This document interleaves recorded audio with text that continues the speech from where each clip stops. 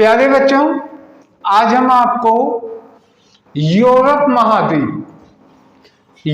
महाद्वीप के बारे में जो फीचर्स है, जो विशेषताएं हैं, जो एग्जामिनेशन और कंपटीशन ओरिएंटेड टॉपिक बनते हैं, उनको हम देने जा रहे हैं।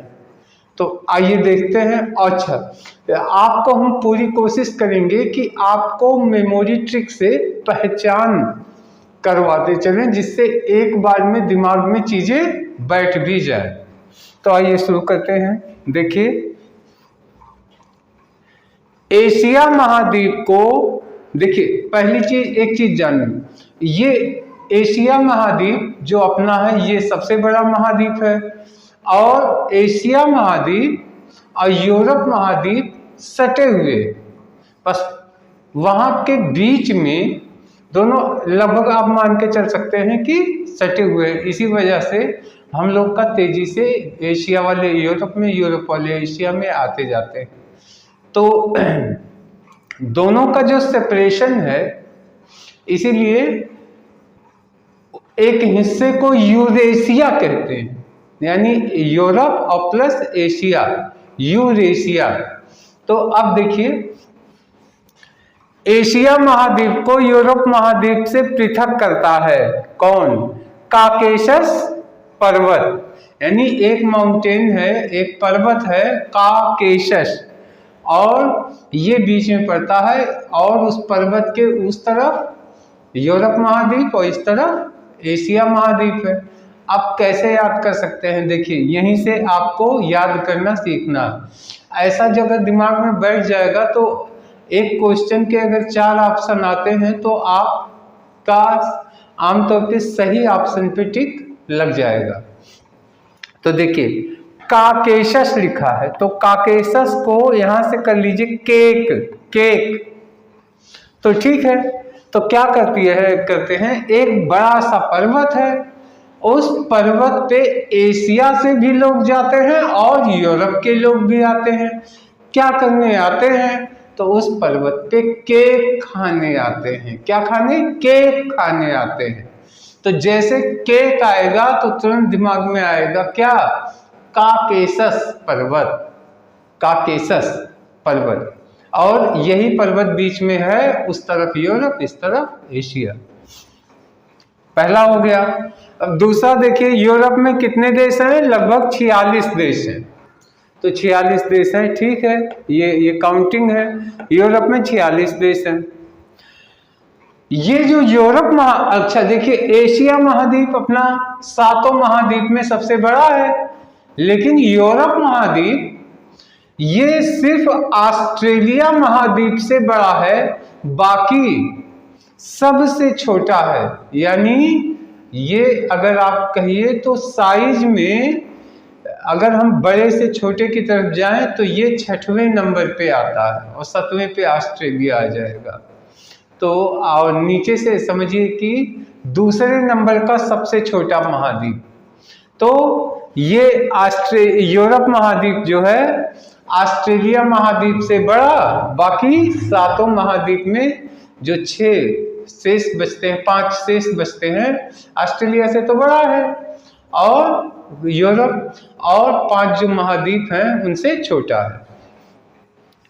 तो यूरोप एक तरीके से ऑस्ट्रेलिया से बड़ा है, लेकिन छोटा है सबसे। तो ये हो गया ऑस्ट्रेलिया से बड़ा और सब महाद्वीप से छोटा है। तो ये कर लीजिए भाई नंबर 6, छोटे में सबसे बड़ा पहले, फिर दूसरा, फिर तीसरा, फिर ये 6वें नंबर पे आ जाएगा। अच्छा, इसकी खासियत यूरोप की है कि ये लगभग 3 साइड से महासागरों से घिरा है, यानी 2-3 महासागर हैं जो इसको घेरे हुए। तो ये हो गया, यानी कई महासागरों से यह घिरा हुआ है। अब देखिए, यूरोप का सर्वोच्च शिखर क्या है? एल बुर्ज। ये कहाँ पे है? रूस में स्थित है।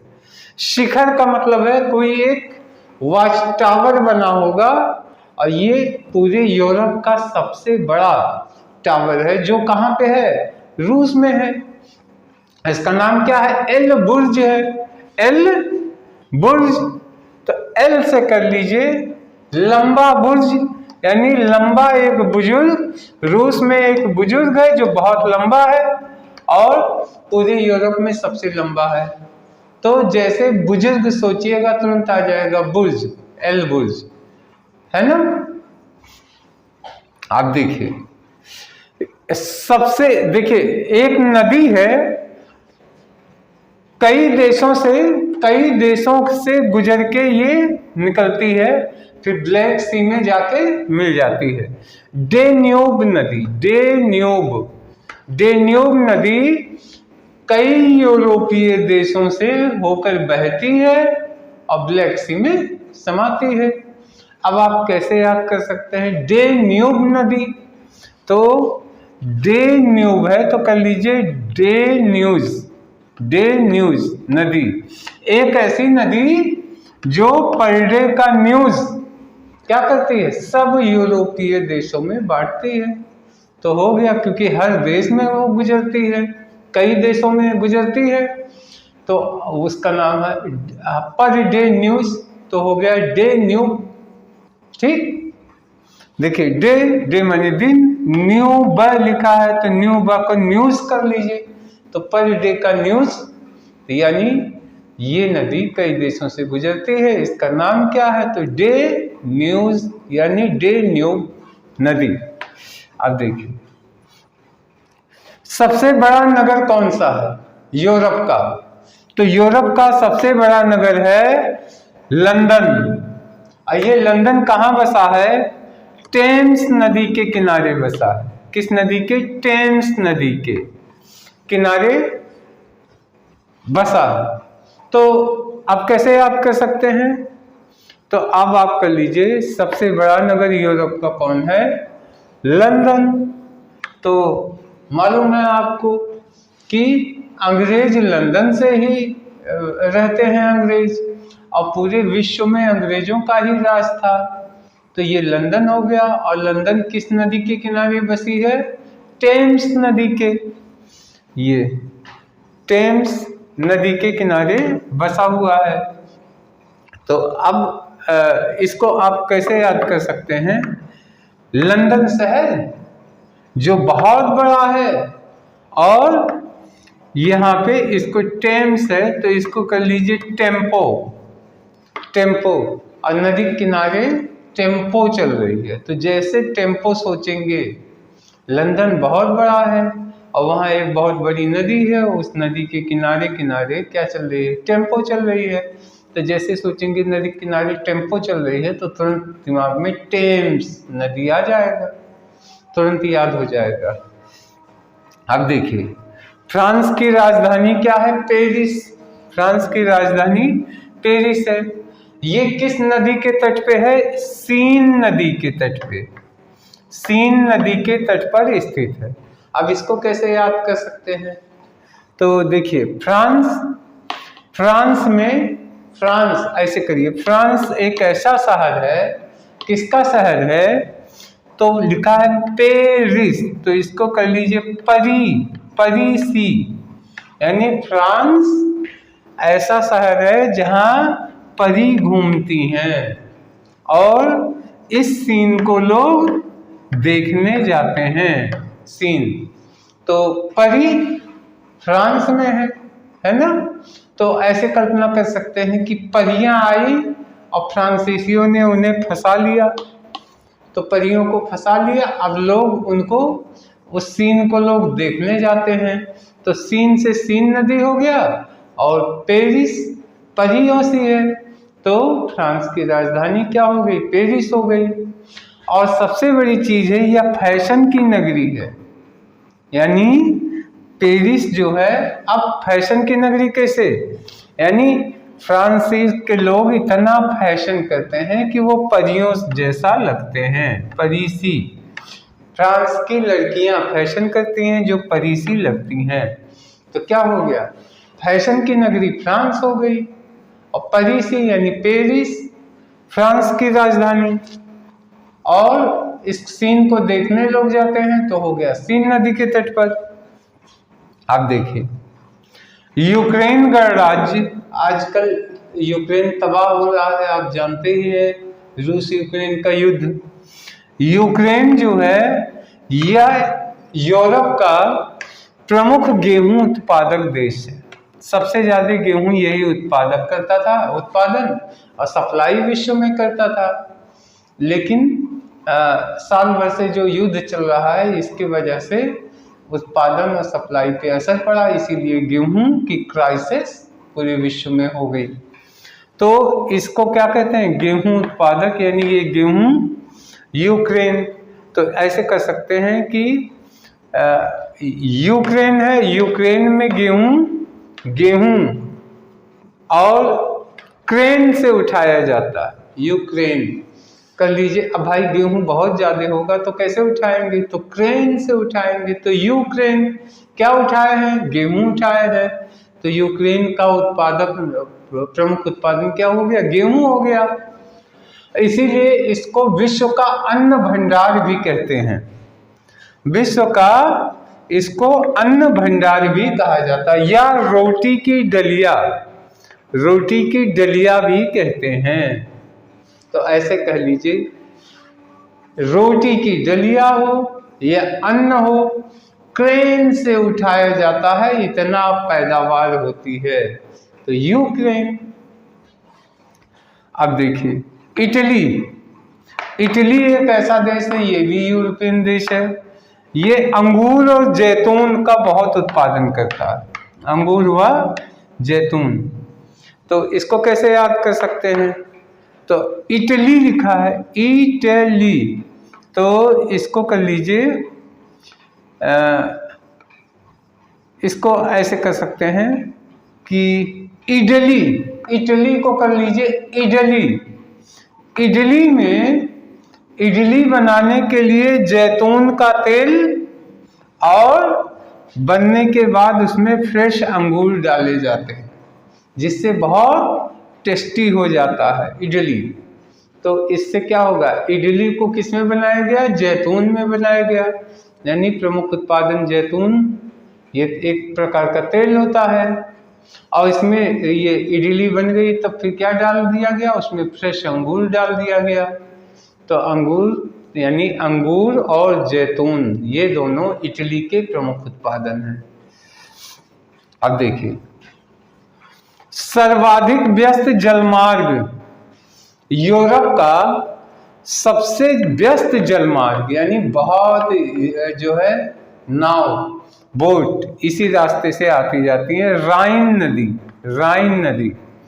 ठीक है, राइन नदी जो है ये सबसे व्यस्त होती हैं।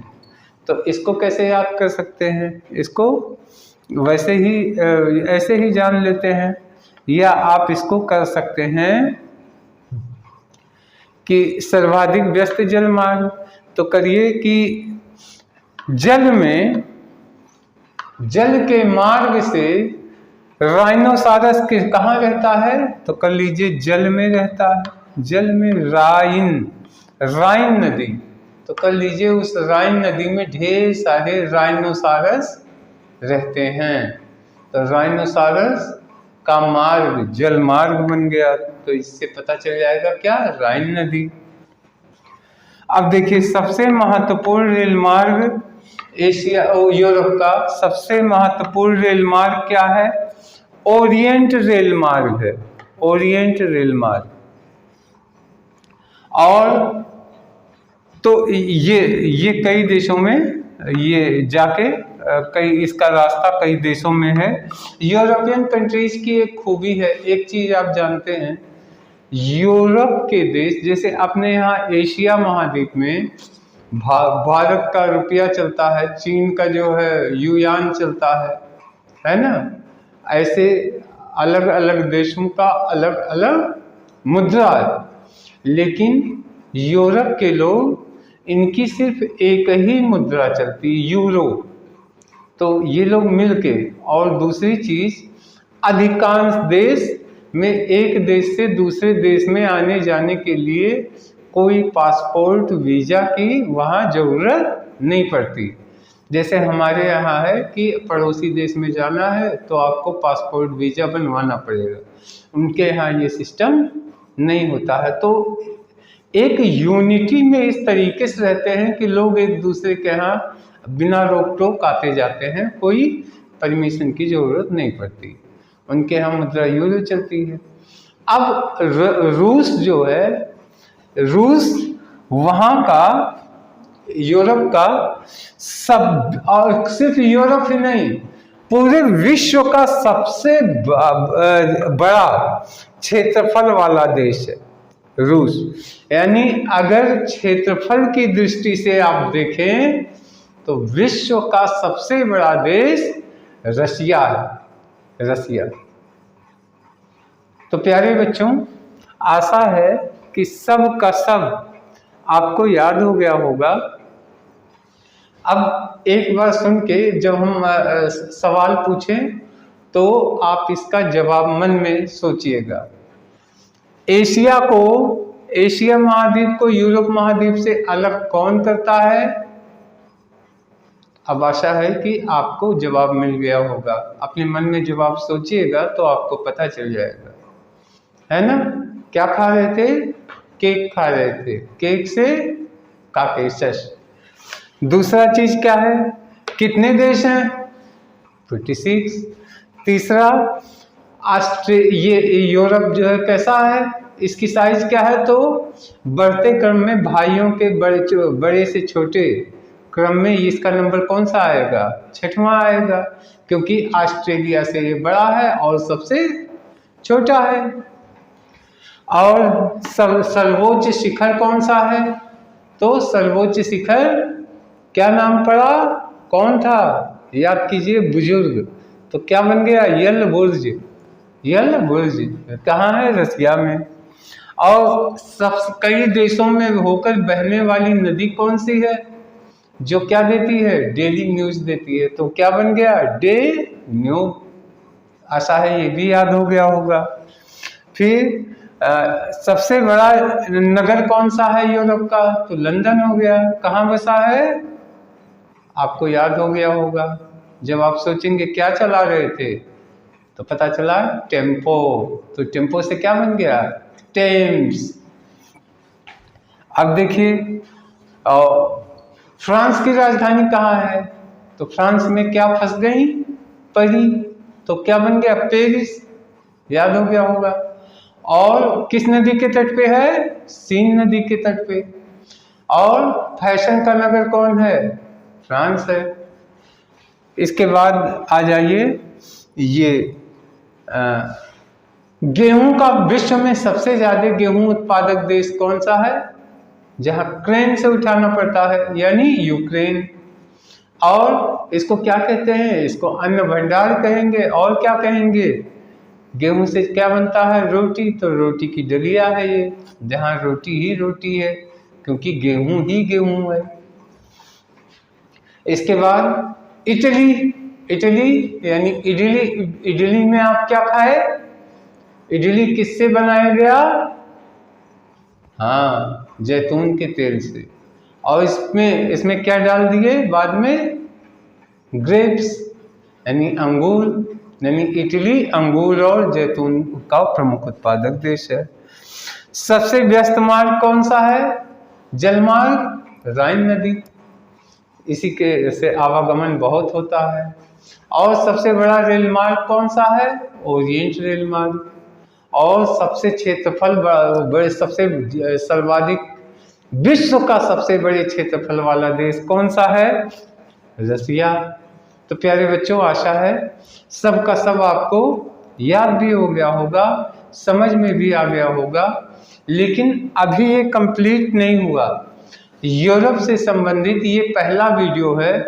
अब हम दूसरे वीडियो में इसके आगे और भी जो मैटर हैं वो हम लेके आएंगे और कोशिश करेंगे कि आपको सब का सब याद हो जाए। तब तक के लिए धन्यवाद, नमस्कार।